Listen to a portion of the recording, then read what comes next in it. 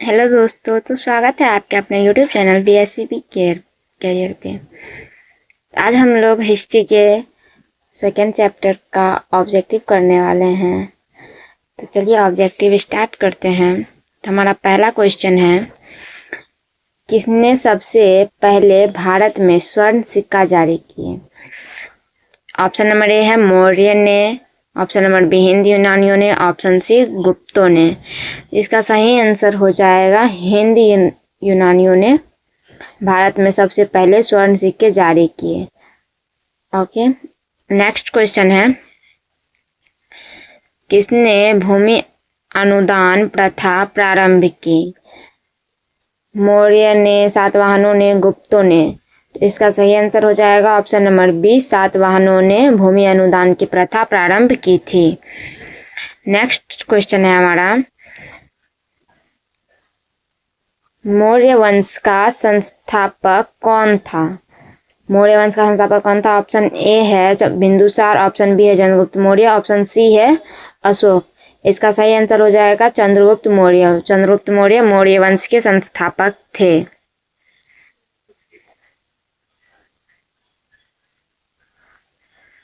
Next question है हमारा,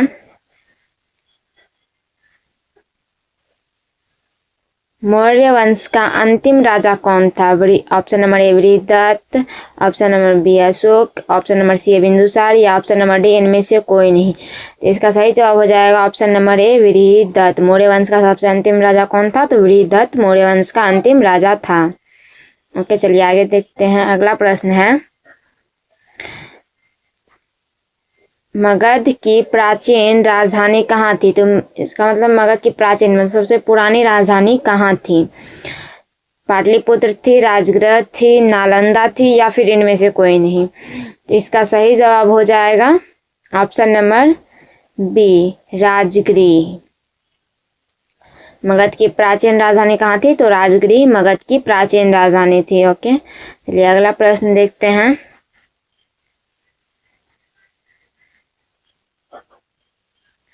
चौथी शताब्दी ईस्वी पूर्व मगध की राजधानी कहाँ बनाई गई? ऑप्शन नंबर ए वैशाली में, ऑप्शन नंबर बी राजगृह में, ऑप्शन नंबर सी पाटलिपुत्र में या ऑप्शन नंबर डी इनमें से कोई नहीं। इसका सही जवाब हो जाएगा ऑप्शन नंबर सी, पाटलिपुत्र में। चौथी शताब्दी ईसा पूर्व में मगध की राजधानी पाटलिपुत्र में बनाई गई थी। ओके, अगला प्रश्न है,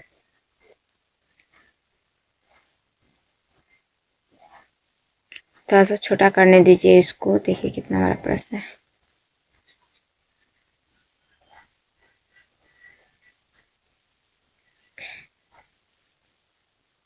हो गया। प्रश्न नंबर 7 है, वह कौन सा पहला सम्राट था जिसने अपने अधिकारियों और प्रजा के लिए संदेश प्राकृतिक पत्थरों और पॉलिश किए हुए स्तंभों पर लिखवाए हुए थे?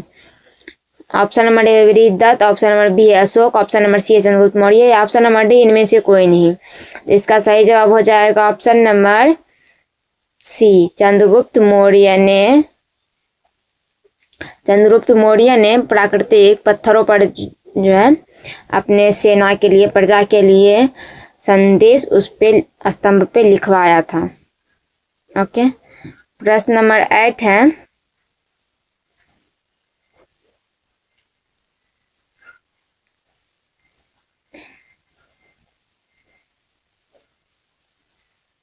मेगास्थनीज किस यूनानी शासक के राजदूत के रूप में पाटलिपुत्र आया था? Option number A Sikandar, option number B Philip, option number C Seleucus, option number D इनमें से कोई नहीं।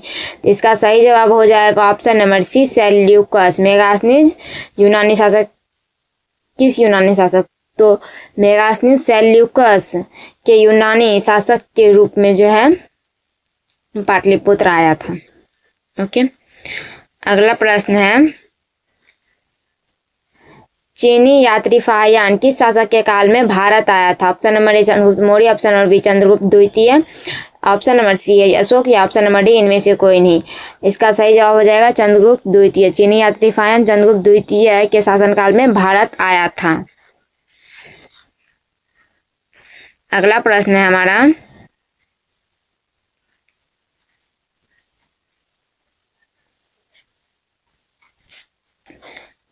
उत्तरी पश्चिमी भारत में प्राप्त अशोक के अभिलेखों में किस लिपि का प्रयोग किया गया? ऑप्शन नंबर ए खरुष्टी लिपि, ऑप्शन नंबर बी ब्राह्मी लिपि, या ऑप्शन नंबर सी दोनों, या ऑप्शन नंबर डी इनमें से कोई नहीं। तो इसका सही जवाब हो जाएगा खरोष्टी लिपि में।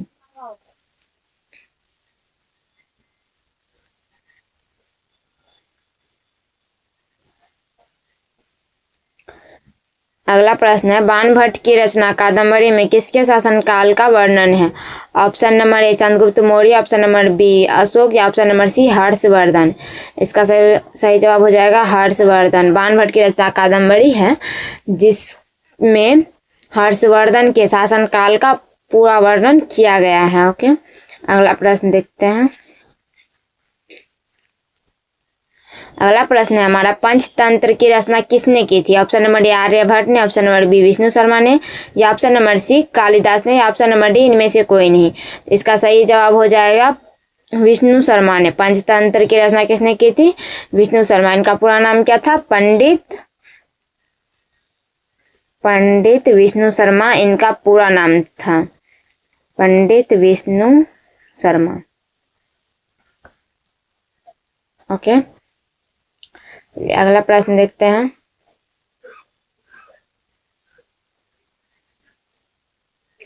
कामसूत्र की रचना किसने की? ऑप्शन नंबर विष्णु शर्मा ने, या ऑप्शन नंबर बी वात्स्यायन ने, या दोनों ने, या इनमें से कोई नहीं। इसका सही जवाब क्या हो जाएगा? वात्स्यायन ने। कामसूत्र की रचना किसने की थी? तो वात्स्यायन ने की थी कामसूत्र की रचना। ओके, चलिए अगला प्रश्न देखते हैं। कौटिल्य किसके मंत्री थे? अशोक के थे, चंद्रगुप्त मौर्य के थे, या दोनों के थे, या इनमें से कोई नहीं। तो इसका सही जवाब हो जाएगा चंद्रगुप्त मौर्य। कौटिल्य जो थे वो चंद्रगुप्त मौर्य के मंत्री थे, राजमंत्री थे। ओके, चलिए अगला प्रश्न देखते हैं। अगला प्रश्न है हमारा, पाटलिपुत्र को किस राजा ने सर्वप्रथम अपनी राजधानी बनाई थी? ऑप्शन नंबर ए अजातशत्रु ने, या ऑप्शन नंबर बी उदयन ने, या ऑप्शन नंबर सी है दोनों, ऑप्शन नंबर डी है इनमें से कोई नहीं। इसका सही जवाब हो जाएगा उदयन ने। पाटलिपुत्र को जो है उदयन ही एक ऐसा राजा था जो सबसे पहले वहां पे अपना राजधानी बनाया था पाटलिपुत्र को। ओके, चलिए अगला प्रश्न देखते हैं। अंगुत्तर निकाय के अनुसार महाजन पदों की संख्या कितनी थी? Option number A 8, option number B 16, या ऑप्शन नंबर सी 32, या ऑप्शन नंबर डी 64। इसका सही जवाब हो जाएगा ऑप्शन नंबर बी 16। अंगुत्तर निकाय और भगवती सूत्र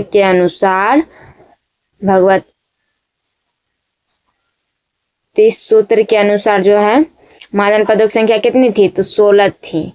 ओके, मगध साम्राज्य की स्थापना किसने की? ऑप्शन नंबर ए अजातशत्रु ने, ऑप्शन नंबर बी बिंबिसार ने, ऑप्शन नंबर सी नागदशक ने, ऑप्शन नंबर डी इनमें से कोई नहीं। इसका सही जवाब हो जाएगा ऑप्शन नंबर बी बिंबिसार ने मगध साम्राज्य की स्थापना की थी। ओके, चलिए अगला प्रश्न देखते हैं। चंद्रगुप्त मौर्य का शासनकाल क्या था? ऑप्शन नंबर ए 544 ईसा पूर्व से 412 ईसा पूर्व, या ऑप्शन नंबर बी 491 ईसा पूर्व से 459 ईसा पूर्व, या ऑप्शन नंबर सी 344 से 323 ईसा पूर्व, या ऑप्शन नंबर डी 323 से 298 ईसा पूर्व। यहाँ पे आप लोग सोचेगा कि मतलब ये साल आगे बढ़ने की बजाय पीछे क्यों जा रहा है? तो पहले जो है ईसा पूर्व चलता था जिसमें साल आगे ना बढ़ के पीछे ही गिना जाता है। ओके, इसका सही जवाब हो जाएगा ऑप्शन नंबर डी हो जाएगा हमारा 323 से 298 ईसा पूर्व चंद्रगुप्त मौर्य का शासनकाल था। ठीक है, चलिए अगला प्रश्न देखते हैं।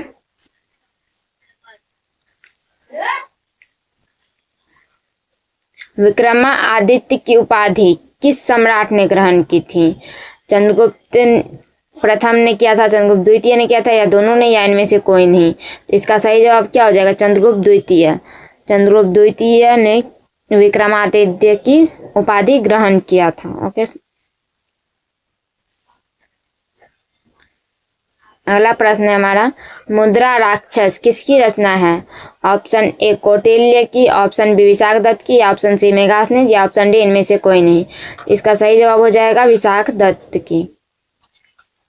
विशाख दत्त ने मुद्रा राक्षस की रचना की थी। ओके, चलिए अगला प्रश्न देखते हैं। मौर्य साम्राज्य का प्रथम शासक कौन था? Option number A Bindusara, option number B Chandragupta Maurya, option number C Ashoka, option number D Mahendra. इसका सही जवाब हो जाएगा चंद्रगुप्त मौर्य। मौर्य साम्राज्य का सबसे पहला शासक चंद्रगुप्त मौर्य ही थे, जिसका शासन काल अभी आपने देखा 323 से 298 ईसा पूर्व था। यही सबसे पहले मौर्य साम्राज्य की स्थापना भी किए थे। ठीक है, चलिए अगला प्रश्न देखते हैं। वेदों की संख्या कितनी है? Option number A 4, option number B 5, option number C 3, option number D 8। इसका सही आंसर क्या हो जाएगा? इसका सही आंसर हो जाएगा 4। वेद कितने हैं? तो वेद 4 हैं। और अगर पूछा जाएगा वेदांग कितने हैं, तो वेदांग कितने होते हैं? वेदांग 6 होते हैं और उपनिषद 108 होते हैं। ठीक है, चलिए अगला प्रश्न देखते हैं।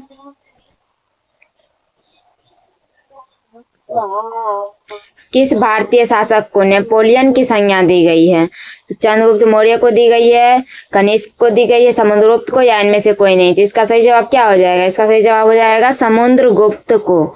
समुद्रगुप्त को नेपोलियन की संज्ञा दी गई है। इसको मतलब नेपोलियन भी कहा जाता है समुद्रगुप्त को। ठीक है, अगला प्रश्न देखते हैं। अगला प्रश्न है हमारा 16 महाजनपदों में सबसे शक्तिशाली महाजनपद कौन था? ऑप्शन नंबर ए मगध था, ऑप्शन नंबर बी अवंती था, ऑप्शन नंबर सी कौशल था, ऑप्शन नंबर डी इनमें से कोई नहीं। इसका सही जवाब क्या हो जाएगा? इसका सही जवाब हो जाएगा मगध। 16 महाजनपदों में सबसे शक्तिशाली महाजनपद मगध ही था। ठीक है, अगला प्रश्न चलिए देखते हैं। किस शिलालेख में अशोक के कलिंग विजय का उल्लेख है? ऑप्शन नंबर ए प्रथम, ऑप्शन नंबर बी सप्तम, ऑप्शन नंबर सी दसम, ऑप्शन डी 13वां। तो इसका सही आंसर हो जाएगा 13वां। अशोक के 13वें शिलालेख से हमें कलिंग विजय का पता चलता है। उसमें कलिंग विजय का पूरा उल्लेख किया गया है। ठीक है, चलिए अगला प्रश्न देखते हैं। कलिंग युद्ध कब हुआ था? कलिंग का युद्ध 261 ईसा पूर्व में हुआ था। 261 ईसा पूर्व में कलिंग का युद्ध लड़ा गया था। ठीक है, चलिए अगला प्रश्न देखते हैं। कनिष्क का राज्यरोहण कब हुआ? राज्यरोहण तिथि है।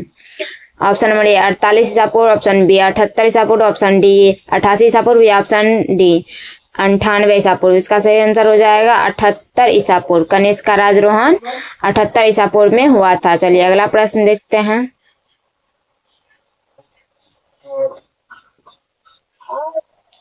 धम्म महामंत्र को किसने नियुक्त किया? ऑप्शन ए चंद्रगुप्त मौर्य ने, ऑप्शन बी बिंदुसार ने, ऑप्शन सी अशोक ने, या ऑप्शन डी चोल वंश ने।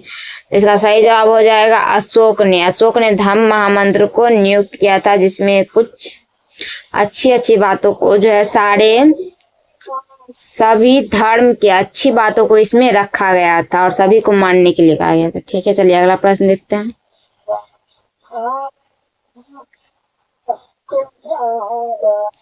अशोक किस वंश का शासक था? ऑप्शन ए नंद वंश का, ऑप्शन बी मौर्य वंश का, ऑप्शन सी गुप्त वंश का, ऑप्शन डी चोल वंश का। इसका सही जवाब हो जाएगा मौर्य वंश का। अशोक किस वंश का शासक था? तो मौर्य वंश का अशोक शासक था। अगला प्रश्न देखते हैं। भारतीय इतिहास का कौन सा काल स्वर्ण काल के नाम से जाना जाता है? ऑप्शन ए मौर्य काल, ऑप्शन बी गुप्त काल, ऑप्शन सी मुगल काल, ऑप्शन डी इनमें से कोई नहीं। इसका सही जवाब हो जाएगा ऑप्शन नंबर बी। गुप्त काल को हम स्वर्ण काल के नाम से भी जानते हैं। ठीक है, चलिए अगला प्रश्न देखते हैं। प्रयाग प्रशस्ति की रचना किसने की थी? ऑप्शन ए है Kalidasa, option B Harisena, option C Patanjali, या ऑप्शन डी इनमें से कोई नहीं। इसका सही जवाब हो जाएगा हरिसेन। प्रयाग प्रशस्ति की रचना किसने की थी? हरिसेन ने की थी। और प्रयाग प्रशस्ति में जो है समुद्रगुप्त का उल्लेख किया गया है इस बुक में। ठीक है, चलिए अगला प्रश्न देखते हैं। मौर्यकालीन टकसाल का प्रधान कौन था? ऑप्शन ए मुद्रा अध्यक्ष, ऑप्शन बी लक्षणाध्यक्ष, या ऑप्शन सी दोनों, या ऑप्शन डी इनमें से कोई नहीं। इसका सही जवाब हो जाएगा बी, ऑप्शन नंबर बी, लक्षणाध्यक्ष मौर्यकालीन टकसाल का प्रधान थे। ओके, चलिए अगला प्रश्न देखते हैं। राजतरंगिणी के लेखक कौन थे? Option number A Patanjali, option number B Kalhana, option number C Banabhatta, या ऑप्शन डी इनमें से सभी। इसका सही जवाब हो जाएगा ऑप्शन नंबर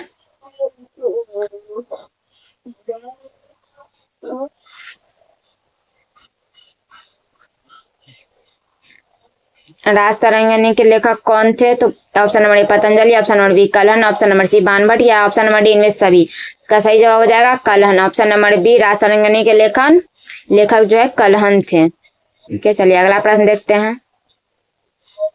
अर्थशास्त्र और इंडिका से किस राजवंश के विषय में जानकारी मिलती है? तो ऑप्शन नंबर ए है मौर्य वंश, ऑप्शन नंबर बी है गुप्त वंश, ऑप्शन नंबर सी है सातवाहन वंश, ऑप्शन नंबर डी है इनमें से कोई नहीं। इसका सही जवाब हो जाएगा अर्थशास्त्र और इंडिका से हमें मौर्य वंश की जानकारी मिलती है। चलिए अगला प्रश्न देखते हैं। अर्थशास्त्र की रचना कब हुई थी? ऑप्शन नंबर ए 6वीं शताब्दी ईसा पूर्व में, 5वीं शताब्दी ईसा पूर्व में, 4वीं शताब्दी ईसा पूर्व में, या 3वीं शताब्दी ईसा पूर्व में। इसका सही जवाब हो जाएगा ऑप्शन नंबर सी, 4वीं शताब्दी ईसा पूर्व में अर्थशास्त्र की रचना की गई थी। ठीक है, अगला प्रश्न है हमारा। पतंजलि के महाभाष्य से हमें जानकारी मिलती है। ऑप्शन नंबर ए गुप्त काल की, ऑप्शन नंबर बी मौर्य काल की, ऑप्शन नंबर सी प्राक मौर्य काल की, ऑप्शन डी इनमें से कोई नहीं। इसका सही आंसर हो जाएगा ऑप्शन नंबर ए गुप्त काल की। पतंजलि के महाभाष्य से हमें गुप्त काल की जानकारी मिलती है। ओके, चलिए अगला प्रश्न देखते हैं। अर्थशास्त्र के लेखक थे। ऑप्शन नंबर ए है मनु, ऑप्शन नंबर बी है कौटिल्य, ऑप्शन नंबर सी है वेदव्यास, ऑप्शन डी है इनमें से कोई नहीं। इसका सही जवाब हो जाएगा option number B Kautilya. Vedavyasa के लेखक, अर्थशास्त्र के लेखक कौन थे? तो कौटिल्य थे। ओके, चलिए अगला प्रश्न देखते हैं। बिंबिसार का संबंध किस वंश से है? ऑप्शन नंबर ए हर्यक वंश, ऑप्शन नंबर बी गुप्त वंश, ऑप्शन नंबर सी दोनों, या ऑप्शन डी इनमें से कोई नहीं। इसका सही जवाब हो जाएगा हर्यक वंश से। बिंबिसार का संबंध हर्यक वंश से था। ओके, चलिए अगला प्रश्न देखते हैं। वज्जी को सामाजिक ग्रंथों में कहा गया है। वज्जी को सामाजिक ग्रंथों में क्या कहा जाता है? ऑप्शन नंबर ए है गणसंघ, ऑप्शन नंबर बी गणतंत्र, ऑप्शन सी राजतंत्र, या ऑप्शन डी इनमें सभी। का सही जवाब हो जाएगा गणसंघ। गणसंघ को गणराज्य भी कहते हैं और इस वज्जी को सामाजिक ग्रंथ में गणसंघ या गणराज्य कहा जाता है। ठीक है, चलिए अगला प्रश्न देखते हैं। जनपद शब्द का शाब्दिक अर्थ है। ऑप्शन नंबर ए है जहाँ लोग मवेशी रखते हैं, मतलब मवेशी गाय भैंसी आदि सब रखते हैं, उसी को मवेशी कहा जाता है, जो कि रखते हैं वहाँ कहा जाता है जनपद। या फिर जहाँ लोग अपना घर बनाते हैं उसको कहा जाता है जनपद, या दोनों सही होगा या फिर इनमें से कोई नहीं होगा। इसका सही जवाब हो जाएगा ऑप्शन नंबर बी, जहाँ लोग अपना घर बनाते हैं। ओके, चलिए अगला प्रश्न देखते हैं।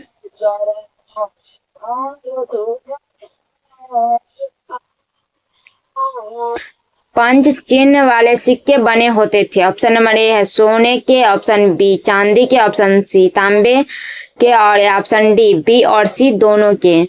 इसका सही जवाब क्या होगा? सोने के पंच चिन्ह वाले सिक्के बने होते थे, या चांदी के, या तांबा, या दोनों। इसका सही जवाब हो जाएगा चांदी और तांबे दोनों के। तो मतलब बी और सी दोनों हमारा सही हो जाएगा। तो ऑप्शन नंबर डी को हम टिक करेंगे, बी और सी दोनों। ठीक है, चलिए अगला प्रश्न देखते हैं।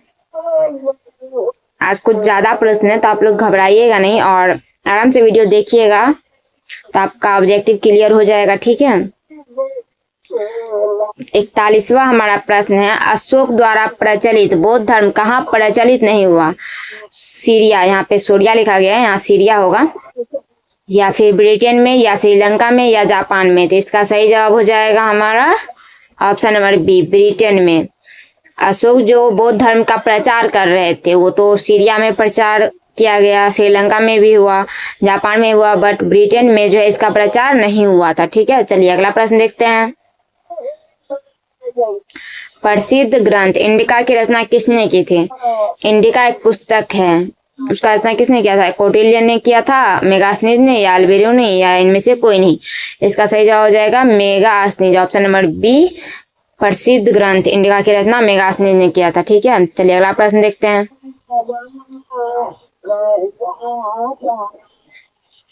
प्राचीन भारत में धर्म की शुरुआत किस शासक ने की थी? अभी हम आप इससे पहले भी मतलब धर्म महामंत्रों की शुरुआत किसने की थी ये क्वेश्चन बताए थे।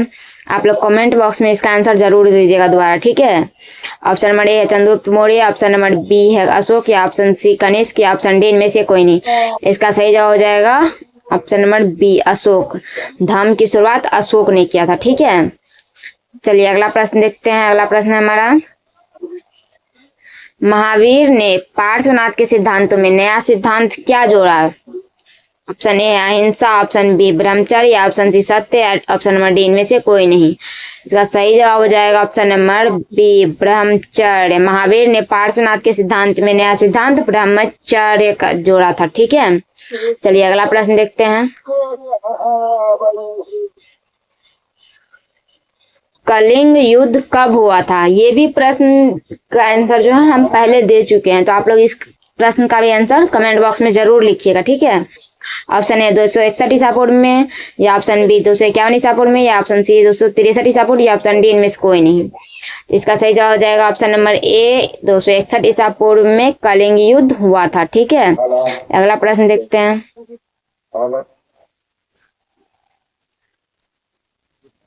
अगला प्रश्न है हमारा, फूट डालकर विजय प्राप्त करने का कार्य सर्वप्रथम किस राजा ने किया था?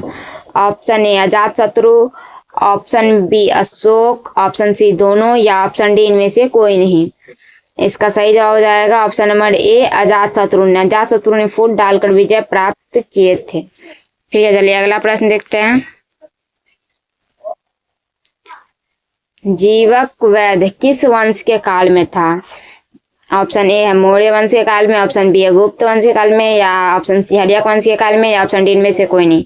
सही जवाब हो जाएगा ऑप्शन नंबर सी, हर्यक वंश के काल में जीवक वैद्य थे। ठीक है, चलिए अगला प्रश्न देखते हैं। अपने स्वयं के खर्चे से सुदर्शन झील की मरम्मत किसने कराई? ऑप्शन ए है अशोक ने, ऑप्शन बी कनिष्क ने, ऑप्शन सी रुद्रदमन ने, या ऑप्शन डी इनमें से कोई नहीं। इसका सही आंसर हो जाएगा ऑप्शन नंबर सी, रुद्रदमन ने अपने स्वयं के खर्चे से सुदर्शन झील की मरम्मत करवाई थी। ठीक है, चलिए अगला प्रश्न देखते हैं। पाटलिपुत्र नगर की स्थापना उदयन ने किस नदी के संगम पर की?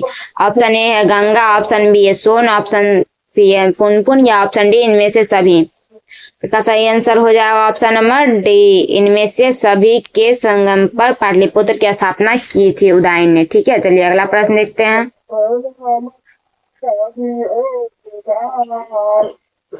अगला प्रश्न है हमारा, समस्त भारत ही नहीं एशिया एवं यूरोप में सर्वप्रथम हुनों को परास्त करने का श्रेय दिया जाता है, श्रेय किसे दिया जाता है? तो ऑप्शन ए है अशोक को, ऑप्शन बी है नेपोलियन, ऑप्शन सी दोनों, या ऑप्शन डी इनमें से कोई नहीं। इसका सही आंसर हो जाएगा ऑप्शन नंबर बी, नेपोलियन को परास्त करने का श्रेय दिया जाता है। ओके, चलिए अगला प्रश्न देखते हैं। पूरा प्रश्न आप लोग देख लीजिए, किस शासक को दिया जाता है। ठीक है, आप लोग प्रश्न देख लिया, इसका सही आंसर हो जाएगा ऑप्शन नंबर बी, नेपोलियन। चलिए अगला प्रश्न देखते हैं। यूरोप का समुद्रगुप्त कौन था? Option A Hitler, option B Napoleon, option C Mussolini, option D इनमें से कोई नहीं। का सही आंसर क्या हो जाएगा? ऑप्शन नंबर बी, नेपोलियन थे यूरोप का समुद्रगुप्त। ठीक है, चलिए अगला प्रश्न देखते हैं। अगला प्रश्न हमारा, किसके अभिलेख में भूमि दान का उल्लेख मिलता है?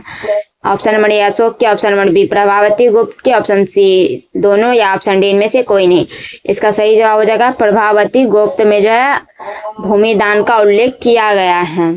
ठीक है, चलिए अगला प्रश्न देखते हैं।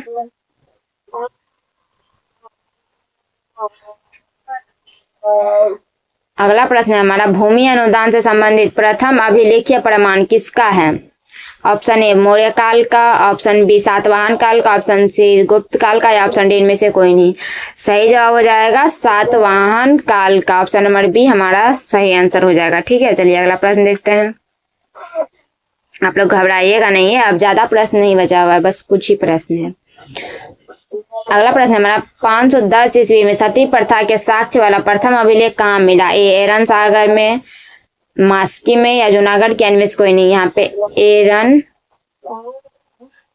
सागर होगा, टाइपिंग मिस्टेक है, ईटन लिखा गया है, यहाँ एरन सागर होगा और इसका सही जवाब भी हो जाएगा ऑप्शन नंबर ए एरन सागर। ठीक है, चलिए अगला प्रश्न देखते हैं।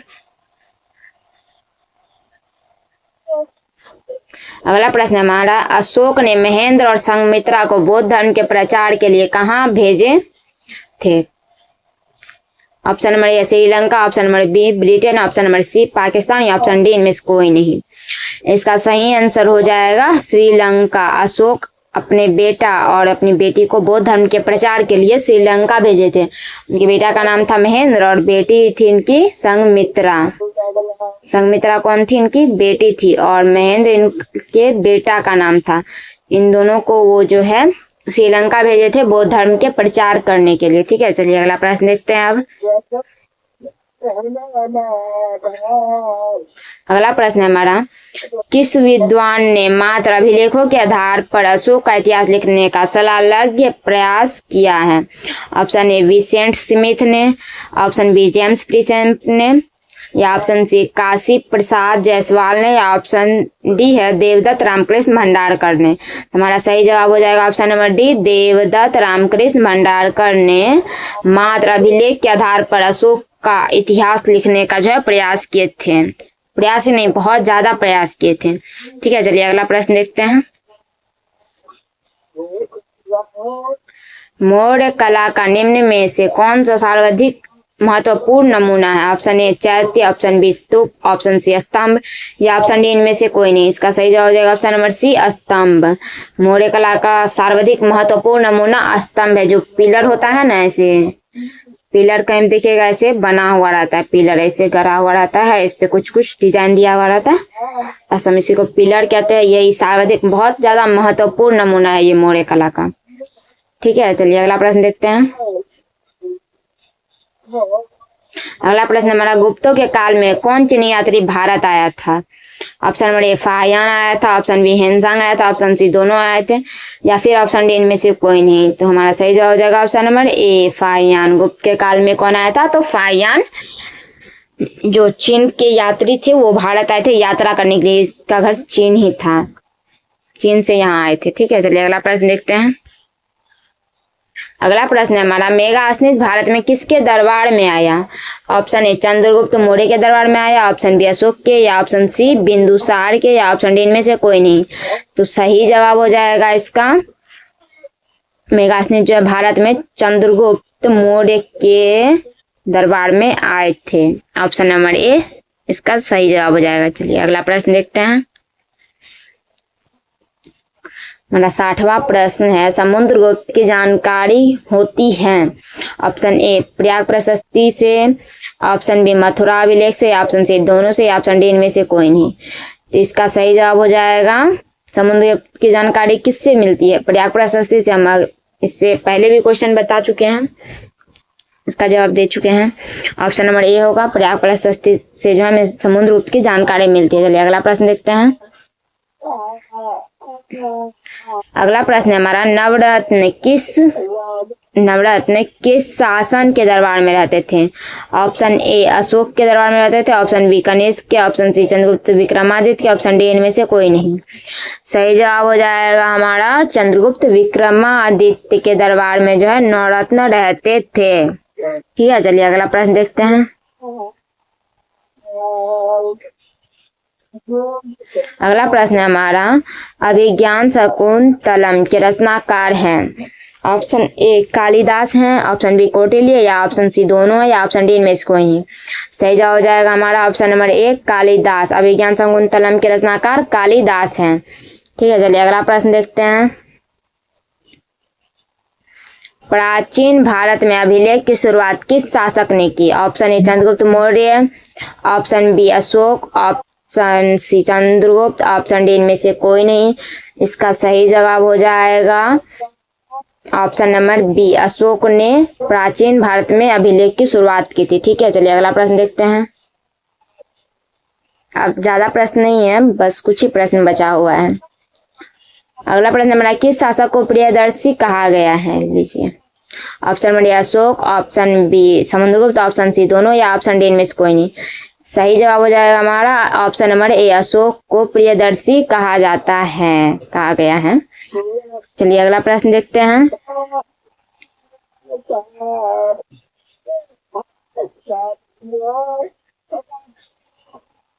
बहुत ज्यादा बड़ा प्रश्न है नहीं। अगला प्रश्न है हमारा, मेगास्थनीज ने अपने यात्रा वृत्तांत में भारत के साम्राज्य को कितने भागों में विभाजित किया है? Option A 6, option B 7, option C है 8, ऑप्शन डी है 5। इसका सही जवाब हो जाएगा ऑप्शन नंबर बी 7। मेगास्थनीज ने अपने यात्रा में भारत के साम्राज्य को 7 भागों में विभाजित किया है। ठीक है, चलिए अगला प्रश्न देखते हैं। अगला प्रश्न है हमारा, एलोरा में कैलाश मंदिर किस राजवंश ने निर्मित कराया? Option A Chola, option B Rashtrakuta, option C दोनों, ऑप्शन डी इनमें से कोई नहीं। सही जवाब हो जाएगा option number B Rashtrakuta. Ellora में कैलाश मंदिर राष्ट्रकूट के राजवंश ने ही वहां पे बनवाया था कैलाश मंदिर। ठीक है, चलिए अगला प्रश्न देखते हैं। सेकेंड लास्ट क्वेश्चन है आपका। ठीक है, अगला प्रश्न हमारा, तक्षशिला विश्वविद्यालय कहाँ स्थित था? Option A Pakistan, option B Bharat, option C Burma, option D इनमें से कोई नहीं। इसका सही जवाब हो जाएगा ऑप्शन ए पाकिस्तान में तक्षशिला विश्वविद्यालय स्थित था। और फिर भारत में कौन सा विश्वविद्यालय स्थित था? नालंदा, जो कि बिहार में स्थित था। नालंदा विश्वविद्यालय का नाम सुने होंगे, प्रसिद्ध विश्वविद्यालय है। ठीक है, चलिए अगला प्रश्न देखते हैं। धम्म की शुरुआत किसने की थी? लीजिए, फिर वही क्वेश्चन आ गया। Option A Ashoka, option B Chandragupta Maurya, option C Kanishka, option D इनमें से कोई नहीं। इसका आंसर तो आप लोग को भी पता होगा। चलिए ये क्वेश्चन मैं छोड़ रही हूँ और आप इसका जवाब जो है कमेंट बॉक्स में जरूर दीजिएगा कि धम्म की शुरुआत किस शासक ने किया था। और वो नोटिफिकेशन आने के लिए मैं सॉरी बोल रही हूँ, थोड़ा बीच में डिस्टर्ब हो गया, नोटिफिकेशन 1-2 आ रहा था और आगे से ऐसा नहीं होगा, इसके लिए सॉरी। और आप लोग जो है, आपको वीडियो कैसा लगा जरूर बताइएगा कमेंट करके, और लाइक करिएगा अगर वीडियो आपको अच्छा लगा हो तो मैं आगे भी वीडियो बनाऊँ।